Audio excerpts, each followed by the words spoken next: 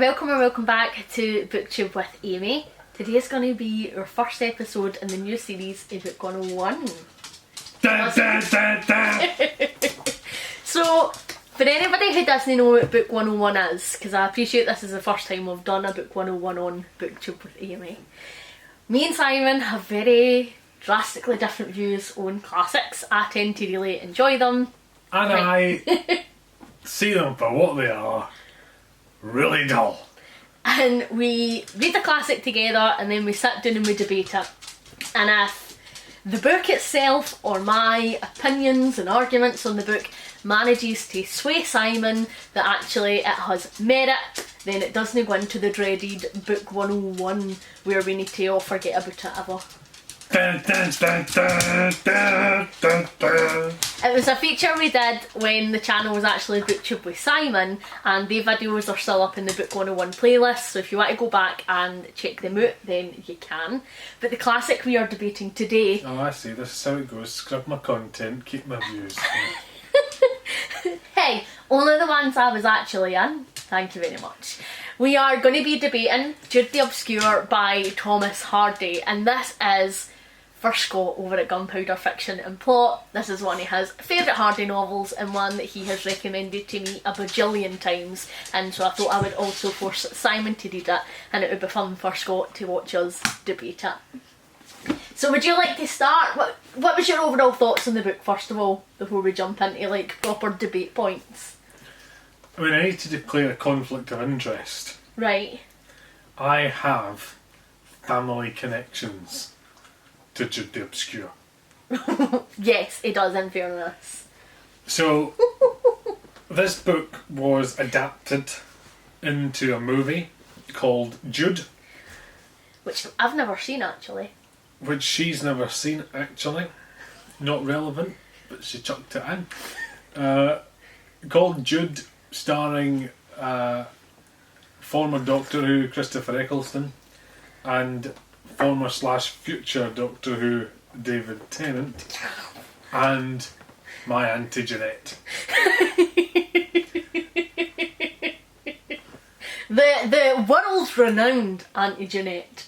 So, my Auntie Jeanette was an extra in this movie, and she's adamant that in one particular crowd scene you see Christopher Eccleston walking down the street and you see the hand of an extra. The rest of the extra is not in shot, but just the hand, and she is adamant that's her hand. So, Can I just say, like, see everybody in your family, they've all got a story. Like, I feel like you troll me sometimes with just the people that you're related to. So that's my conflict of interest. Obviously, you have a conflict of interest. Do I? Yes, How? because Scott has requested this book. Yes, aye, And- but if I didn't like it, I'd say it and was gumph. You and Scott are both channel kidnappers. Nell and myself as channel refugees. We may have solidarity in a different sense. Right. So, cards on the table for both of us there. Okay. But your thoughts on the book? Yes, so it's a classic, therefore, really dull. But I didn't think it was like the most classic classics that I've ever read. So not that classic of a book. No, I just feel like it wasn't quite as... When you've started at a 0 and you don't really seem to make headway. No, I just feel like the thing that you hate with classics usually is like the amount of build-up and the amount of description, and they're things that I also really dislike in a book, like, and sometimes it can bug me, like there are classics that just didn't work for me, #lame is. But like, I didn't feel there was a hell of a lot of build-up in this, and I didn't feel like there was a huge amount of description. True. So chapter 1 we start with teacher retiring, and that kind of kicks off the plot right from the get-go. Yep. And then chapter 2, obviously, the old wifey having her chat and whatever, so that's reasonable. But there's still just... I think my issue with classics isn't that they are bad stories, they're often very good stories. or that the characters are bad, because often the characters are very well thought out and rounded. My issue is in the presentation. Right. It is the idea, the pretentiousness of a classic, where we take something that, had it been written today, we would agree this is dire, boring, yawnable. But we think, because it got written a few hundred years ago, that that's not the case. And Jude the Obscure, aside from the fact he's already got a title which just makes you think this is going to be dull, got my hackles up as soon as I opened the thing. How? Because how is the book divided Oh, into part the first, part second? I mean, I do not believe that people in Hardy's era walked about talking like this. Oh yes, I'll have soup and then I'll have the beef. No problem. Here you go. Course first. Who's that? This is child first and child second. I mean, it's just not how people spoke. But he thought, if I write like this, it makes me seem really intelligent. And if you have to hide your book behind a glaze of fake intelligence, it's because you don't believe in the book enough to just present it in itself, which is the point of a book. I actually really enjoyed that. So I know I spoke about it a wee bit in my wrap up, so I'm not going to go into too much detail on my thoughts, but I thoroughly enjoyed it. I thought it was very funny. I thought that it was quite ahead of its time when I looked at the points that it made, which we will discuss at length. What? You also didn't know whether it was supposed to be funny. Well, that's fair. Okay? I mean, your review of the book is, I'm laughing at this and I'm not sure if I liked it. But I've got quite a dark sense of humour, and I feel like Thomas Hardy did as well. But I really liked it, and I really liked Jude as a character. I thought he was excellent. Well, just wait till you read the Diary of Anne Frank. You are going to wet yourself. I enjoyed the book. I didn't feel like it had a lot of the issues that I normally have with classics, and I actually think it was a really lovely wee story. I just loved it. If you cut what I just said, no one's going to know why I'm still laughing. No, I know. I'll look at it, you're alright. And I liked getting to know Jude and seeing all of this stuff happening in his life. And I was quite emotional at points, to be honest. Speaking as a real life Jude, like... Me or you? Me! This is not funny stuff to happen to you. Like... I mean, that was going to be one of my points, to be honest. Simon, right, is one of these guys who has like the worst luck in the world. I mean, he got stuck with me as a wife, so that says a lot. But like, things happen to Simon that wouldn't ordinarily happen to any normal person, and he always finds himself in these absolutely ridiculous scenarios. And see, when we were first dating, like, sometimes he would tell me things and I genuinely didn't know if they were true or if they were a joke, and so I just didn't believe a lot of what he said a lot of the time. And then like other people would corroborate and I'd be like, wow. So like, I very much feel like you are a Jude, and therefore you must like Jude. So you think that because I have serial misfortunes befalling me, that I must then enjoy this being doled out for entertainment? Well, you do though. You typically like a book where there's a main character and like a whole host of shenanigans and ridiculousness happen, and it's just this character trying to like figure it out. Like, you typically like that in a book. So I thought that that was something that you would like in here, because, and although sometimes it's pretty dark stuff and it's not quite as frivolous, sometimes it is frivolous. Like, Jude is a pretty dramatic guy, and he's just like, can I read a book? Kill myself. Like, and can't kill myself. Go to the pub. Exactly, and I just feel like that's the sort of things that you tend to enjoy. Like, if this wasn't a classic and it was like written by Jonas Johansson, right, and it was the Jude who fell out the window or couldn't fall through the ice, you'd eat this up, I think, and you'd be like, oh, this looks so hysterical.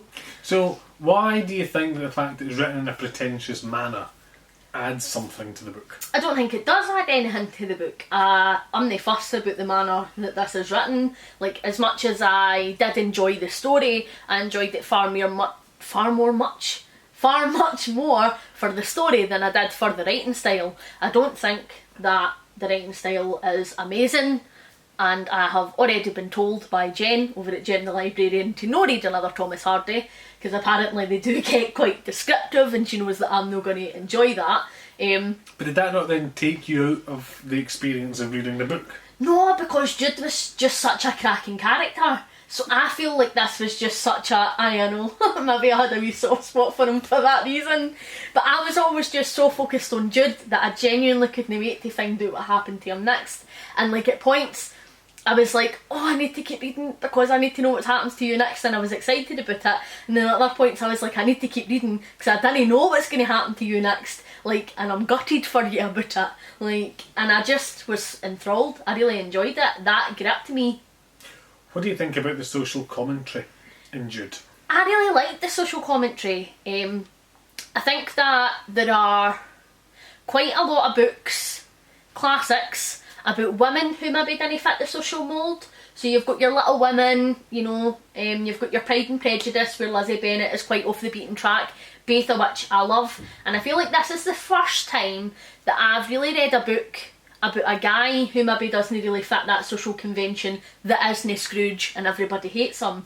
And I really enjoyed that, and I feel like there's probably a lot of guys out there who could resonate with a character like Jude, even in today's society, and so I really enjoyed that. And you know, there's a lot of like almost celebration for women who didn't really want to have marriage, specifically in these times, who want to be career driven or financially independent or whatever it was that they wanted. Like, and I feel like there wasn't as much celebration for a guy like Jude, and so I really liked that. I think that that's another one of the things that really stuck out in the book for me. And like any time Jude made a decision that wasn't just your standard get married, have a kid, have a house, have a, you know, like the normal trajectory of a person's life in these times, people were just like, oh, like, should you be doing that? Like, constantly questioning him and sort of feel like veering away from him a bit based on his decisions. And I felt like, obviously reading it today, that none of it was warranted, but at the time I wonder what a character like Jude would have thought to the masses. Like, are they reading this, are they resonating with him, are they reading it, are they thinking he's a nutter? Like, I just think that that would have been interesting to have been alive at the time when this came out. Do you not think there's maybe a couple of ways to look at it though? Because on the one hand, numerous characters decide not to do the expected thing because they don't want to, but invariably that ends badly for them. So is the message actually maybe not, look, see if you'd just done what society had expected you to do, you could have avoided all this heartache and things, you know, they haven't worked out better for you for taking a stance. Perhaps that's maybe true. It's definitely not how I went into it, but like maybe there are people who of that time would have taken that point away. But for me, I feel like this definitely was a story that celebrated the fact that Jude was different. But you've just accepted that you don't really know what the point was. Like, you've just said that maybe you could take the point that it shouldn't have been different.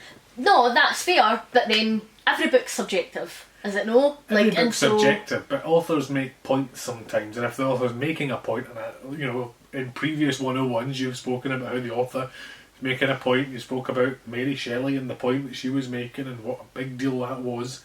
I mean, so, she was a badass. If what you're saying is, well, you could take any point that you wanted from this, then he hasn't made the point well, has he? No, I take your point. But I really liked it, and like maybe a book being a bit open-ended isn't a bad thing. Not open-ended though, is it? Well, no, open-ended, but the point like, is badly made. Well, no, I wouldn't say so, because I think that even though you could take diametrically opposite positions and say they could both be the point of the book. Well, not the point of the book, but a part of the book. I don't feel like he would do well on Question Time. Who, Jude or Thomas Hardy? Thomas Hardy. Right. Fair enough. I mean, I don't know anything about Thomas Hardy. A lot of the authors we've discussed in the past, I do quite know a bit about them. Like, I've maybe just no looked into him enough. Well, here's something. Not a riveting writer. What did you think about his relationship with his cousin? Unfortunate. Yes, so Jude takes quite a shine to his cousin, and I thought like that was, yeah. I have a conflict of interest. How have you taken a shine to your cousin? No, but my ex-wife dated her cousin. Oh, for fuck's sake. Before we got together. And, yeah. I didn't realise at the time that they were related. That's fucking rank. I feel like I have lost my train of thought with that conflict of interest. Anyway, I know like there are quite a lot of books She's from the Borders. that feature incest, right? Ugh. It's never a trope that I am a particular fan of. No wonder I met your sister. And like, I feel like it was done in a really weird way in here, because I feel like we were almost rooting for Jude to get together with her. And even though like inside of me I was like, dude, that's your cousin, like get away. Like, I don't know, like I feel like we were just supposed to be like, ask on yourself. And I didn't know if that's like an off the time thing. Like I didn't know if when this book was written people were just bumping uglies with their cousins. Like I actually didn't know. Do you? I'm pretty sure that wasn't the case. Right. I mean, you took a very different view when we were watching that HBO fantasy series. Listen, Damon and Renera can do whatever they damn well please, and I'm gonna ship that shit 1000%. Right? But anyway, it's not what we're here to discuss today. And the other HBO fantasy series. I didn't ship John and Danny. Oh no, it was Jamie and Cersei.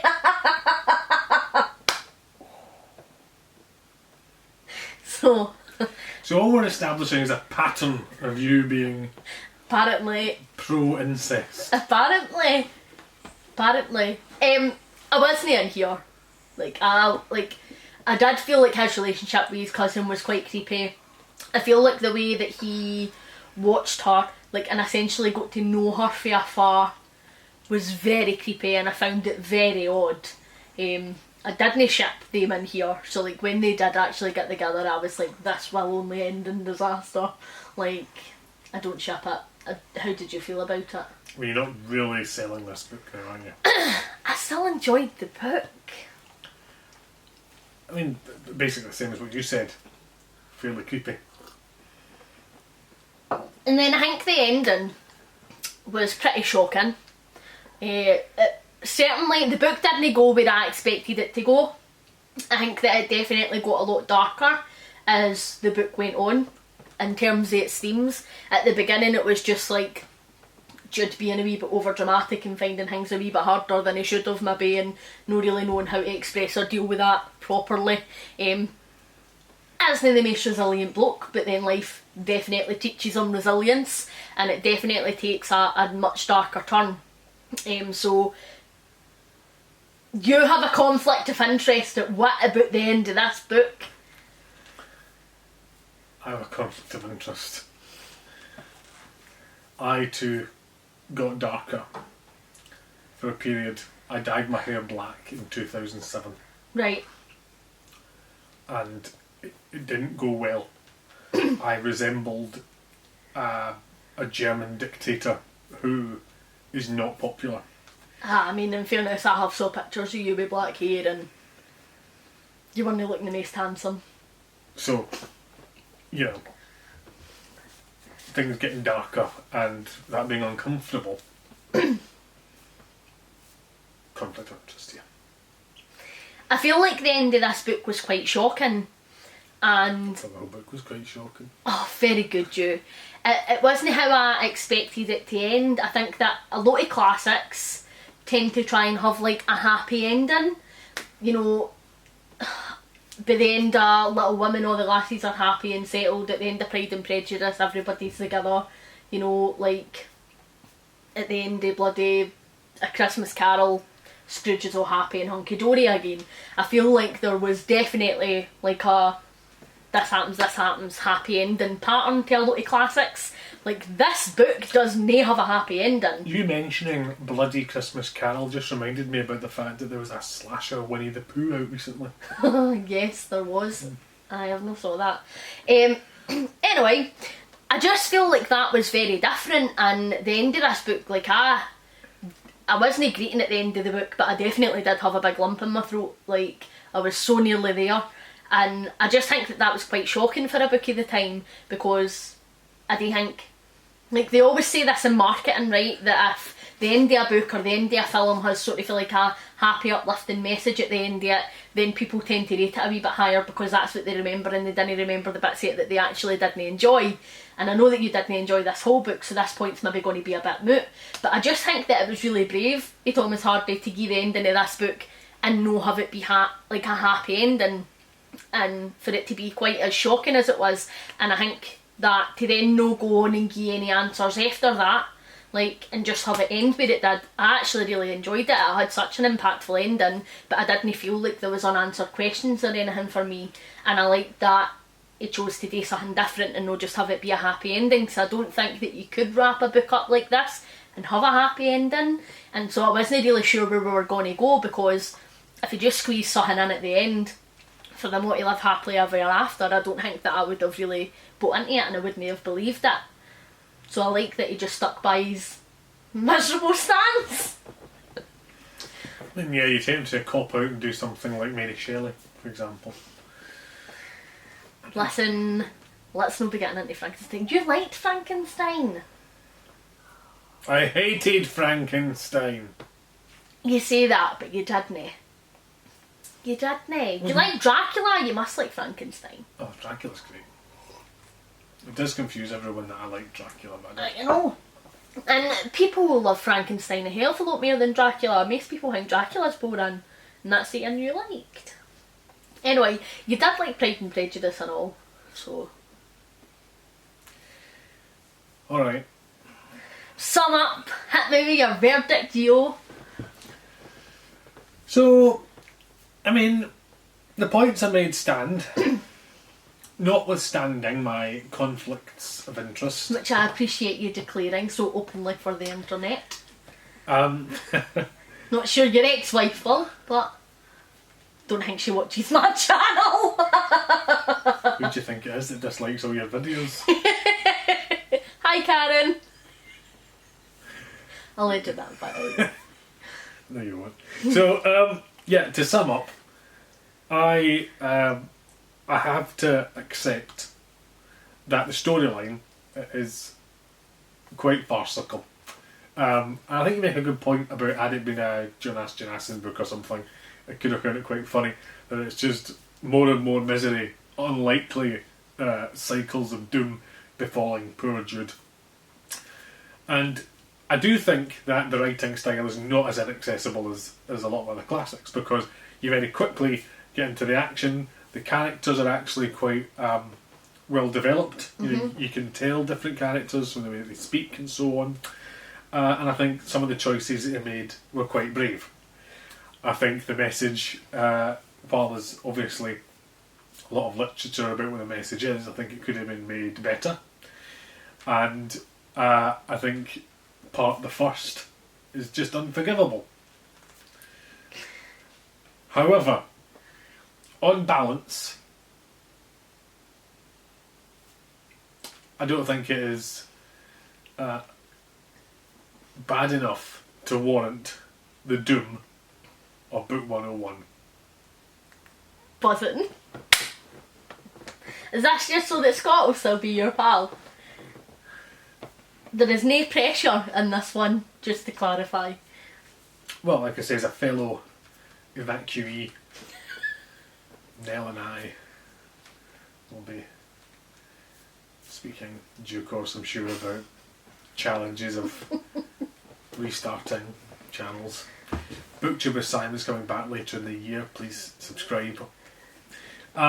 So I will link Simon's brand new shiny channel in the description down below if anybody wants to check out his content. He does like serial dramas based on different booky things and like all types of shenanigans and fun, and he likes a sing song and a dance, so if that sounds like something that you would enjoy, then please go or show him your support. I'm sure there are still some subscribers lurking about on this channel that really enjoyed and appreciated Simon's content, so he will be back in action. You sure there's some people lurking that might enjoy it?